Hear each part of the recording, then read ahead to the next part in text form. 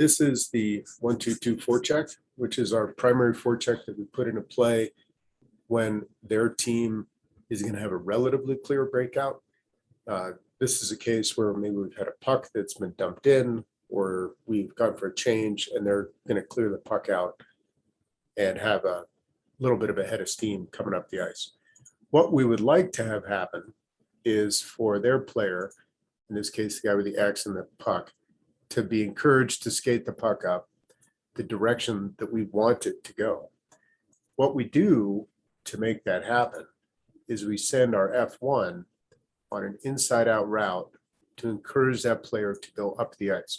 So F1 doesn't attack their player directly. He gates them and pushes them up the boards, trying to prevent the pass that would come back across the ice. So the thing that will break any sort of effective forecheck is if that reverse pass comes that direction and then they're able to move the puck up the ice. We want to prevent that.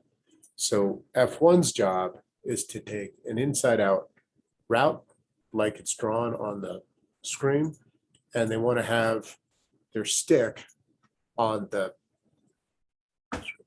down ice side to prevent that back pass. A lot of times players will skate with their stick on the uphill side, trying to prevent this pass. But what we really are worried about is the reverse pass. So you want to just encourage that player to continue to move up the ice. F2 and F3 are lining themselves up.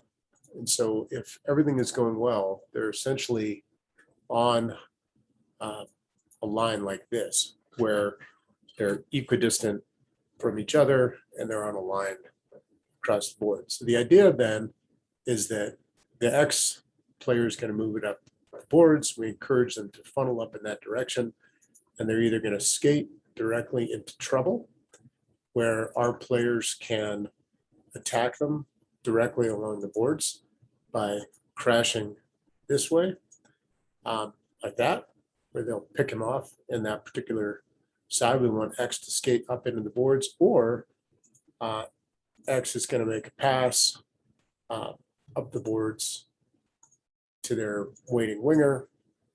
So they'll have a guy over in this particular position, and same thing, our F2 is going to crash in that direction. At the same time, F2 is moving, F3 is also sliding over, and they're protecting against any side of weak side passing that's going to break the trap and go this way. We never let that pass go through. So F3's job is to prevent any sort of reversing in the field.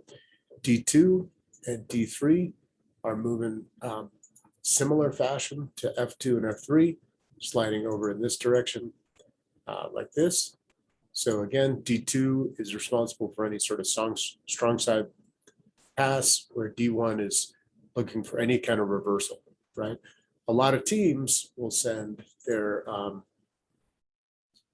weak side guy over here, this X, out on a route where they're sort of coming in behind and looking to make that pass. So F3 is trying to block that, but D1 is definitely ready to pick off that pass on the weak side cross ice.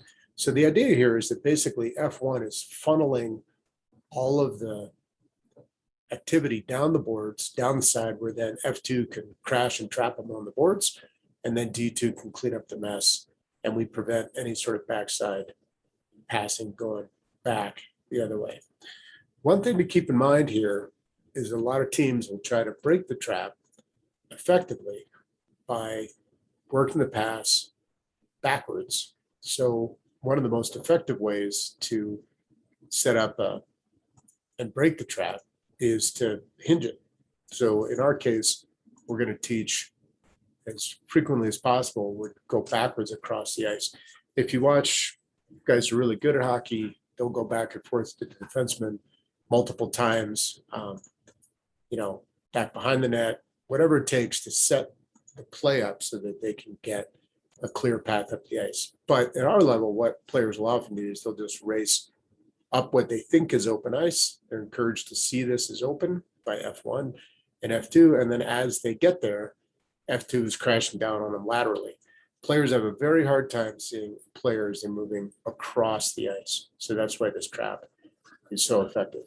One thing to keep in mind also, this D2 and D1, we don't want them just moving backwards, skating backwards fast.